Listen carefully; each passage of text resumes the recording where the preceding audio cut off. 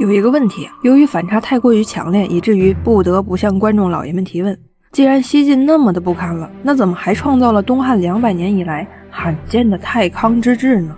如果继续追问的话，那问题就更多了。既然晋武帝司马炎在咱们前几期的表现活像是个混球，那李世民为什么还称他是宏略大度，有帝王之量呢？既然我晋的上层社会那么的奢靡浪费，天天嗑药裸奔，那怎么民间还是清贫富庶，甚至没有穷人呢？再然后，既然国家都和亲海晏了，那和平富庶平稳的殆尽，怎么就被八王之乱给一波带走了呢？到底是哪个环节出了问题呢？在武帝司马炎人生的最后10年，到底发生了什么？西晋立国之初，蜀汉虽然已经灭亡，但是吴国尚在，全国尚未实现真正的统一。早在262年，魏景元3年，还没篡位的司马家、司马昭就提出了全国统一的5年计划，规划先定蜀汉，然后准备3年，水路从四川出发，陆路走淮南，水陆并进，消灭吴国。司马昭死后269年，刚刚篡位登基4年的司马炎就已经派朝廷重臣杨护坐镇荆州了，开始着手准备灭吴的准备工作。当时西晋和吴国各有一个荆州，形成南北对峙的局面。杨护到任之后，发现荆州地区的后方建设和根据地建设十分的薄弱，不仅部队方面没有形成战斗力，地方生产也没有保障，而且军民关系也很脆弱。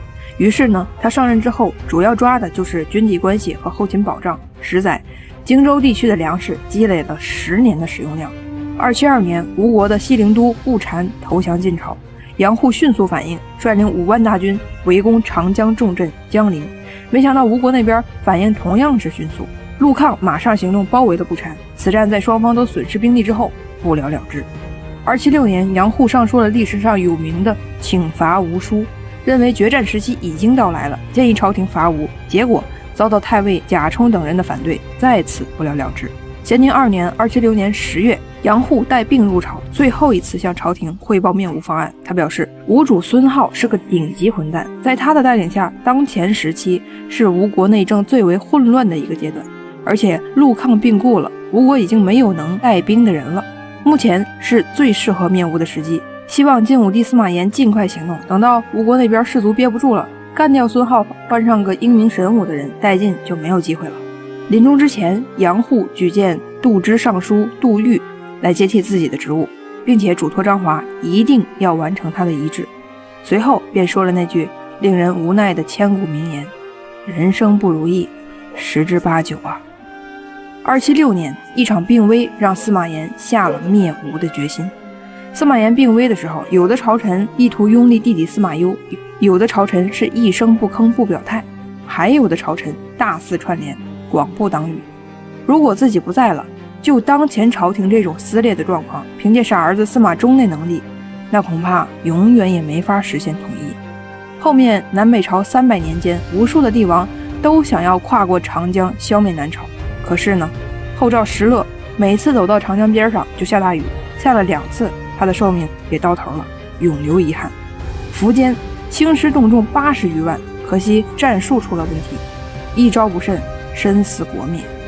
北魏拓跋氏还没来得及正经南下呢，就逐渐衰落于六镇起义。历史机遇转瞬即逝，窗口期要把握呀。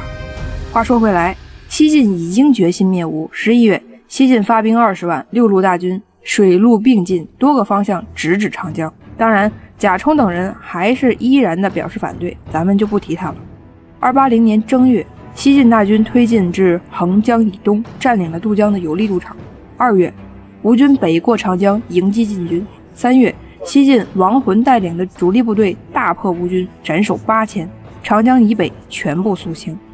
3月14日，水军方面，王浚顺江而下，到达牛渚，距离吴国首都建业只有50里，才第一次遭遇了吴国的反击。3月15日，王浚率领8万大军攻入石头城。同日，吴主孙皓反绑双手，拉着棺材前往王浚军营投降。灭吴的消息传到首都洛阳，朝廷开大会庆贺。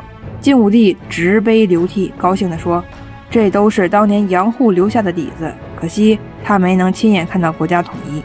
王浚楼船下益州，金陵王气黯然收。”波澜壮阔的三国时代由此彻底结束了。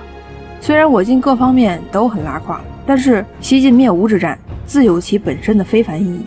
晋灭吴之战是中国战争史上第一次大规模突破长江天堑的江河进攻战，自此往前4000年见所未见，自此以后的1800年屡屡再现。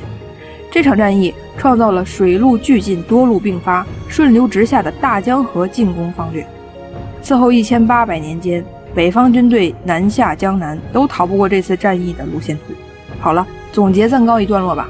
华夏再次统一，283年逼死了亲弟弟司马攸之后，武帝司马炎似乎消除了所有的危机，内无政敌纷扰，出无外患战乱，中华大地上再次出现盛世的感觉。太康之治俨然成为了自东汉末年以来200年间少有的太平盛世。平吴之后不到3年时间，全国人口就增加了130多万户，出现了太康繁荣的景象，民间生活富足，老百姓安居乐业。此外，太康文学名噪一时，一左二路三都赋一时间洛阳纸贵。怎么看都像是一个伟大的时代到来了呀，怎么后面的剧本就变成了八王之乱和五胡乱华了呢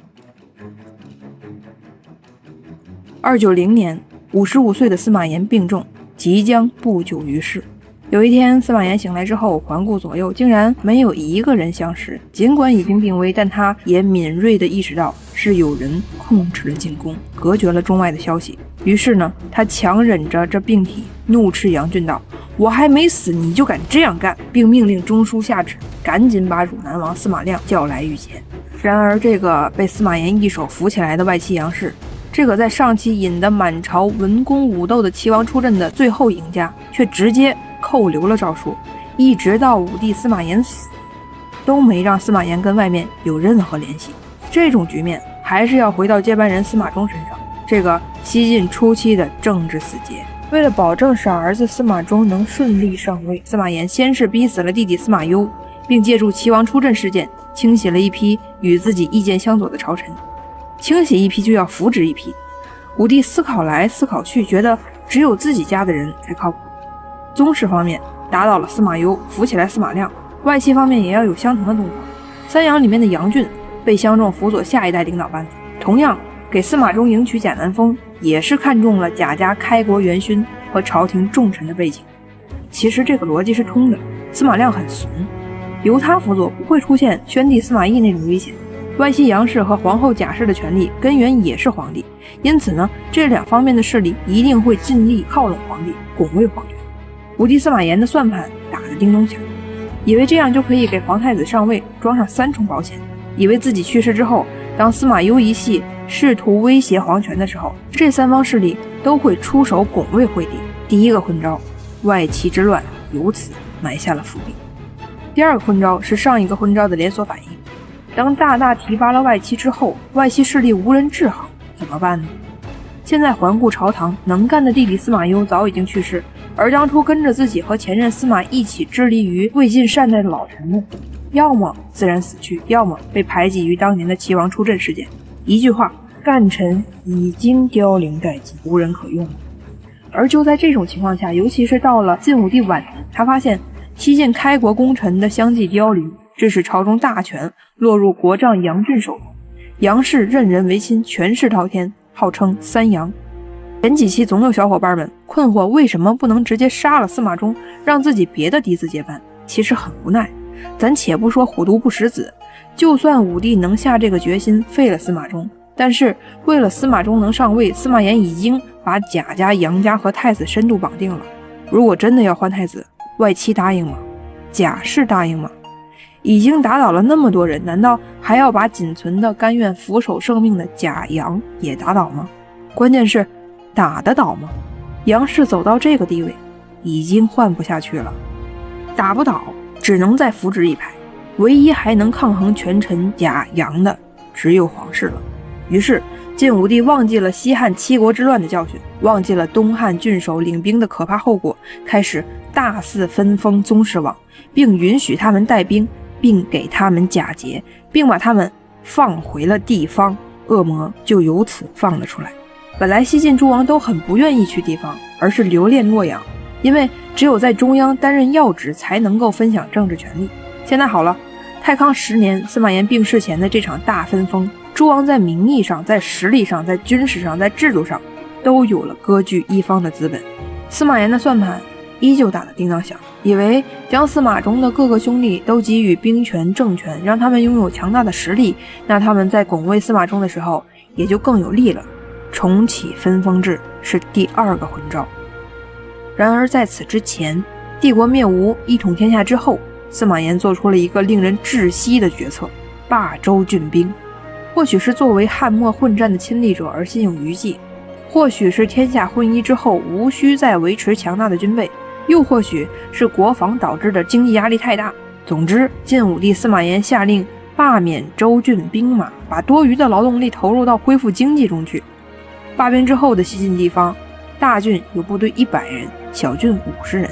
当然，处于帝国西南边境，还是需要保持一些兵力，例如胶州还保持了庞大的2000兵。地方部队虽然缩减成100人了，可是诸王还是有自己的直辖部队啊，是多少呢？西晋开国时兑现的分红按照5等爵制，给各诸侯王安排封国和待遇。大国的诸侯王有兵5000人，小国1500人。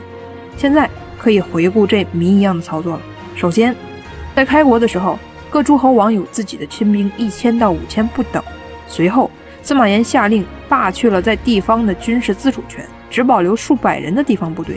最后，武帝临终前又大肆分封诸王，假节且统领各州军事。各诸侯王带着自己的亲兵，浩浩荡荡地奔向了几乎是没有任何抵抗力量的地方。请问，这跟东汉末年各个郡守州牧自己招兵横行天下有什么区别呀？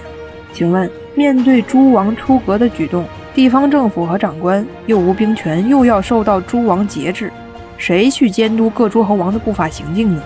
州郡罢兵，这是第3个昏招。至于第4个昏招，要比前面3个还令人窒息，一句话就是无节制的大规模接纳胡人移民。鉴于篇幅的原因，咱们就直接上数据吧，越看越令人心惊。武帝登基的时候，匈奴2万人内附。咸宁2年2月，东夷8国归化；7月，东夷17国内附，鲜卑9000人来降。咸宁3年，五胡、鲜卑、匈奴等举族内附。咸宁4年，东夷9国内附。太康2年6月，东夷5国内附。太康3年9月，东夷29国归化。太康6年4月，参黎4000余人内附。太康8年8月，东夷2国内附。太康9年9月，东夷7国内附。太康10年5月，慕容伟投降，东夷11国内附。12月，西南地区的鲁西科率领男女10万来降。好了，现在又有另外4个 buff 摆在咱们大晋面前了：外戚权重、诸王分封、州郡罢兵和胡人内附。危机逐渐加深，但是已经没有时间了。290年，55岁的司马炎含恨离世。调整来调整去，对于太子司马衷来说，这个平衡了一辈子的羊车父皇，留给他一个巨大的烂摊子。司马炎死后10年内，朝政大权3次易主，洛阳城内的野心家肆意妄为，一次次政变剧烈冲击着晋朝的政治威信和社会安定。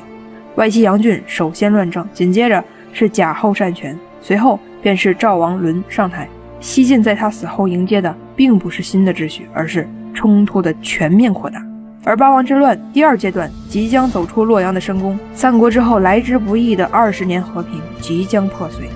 皇族、宗王、世家、高门、内迁的异族和无数的百姓，都逃无可逃地投入到内战的地狱中。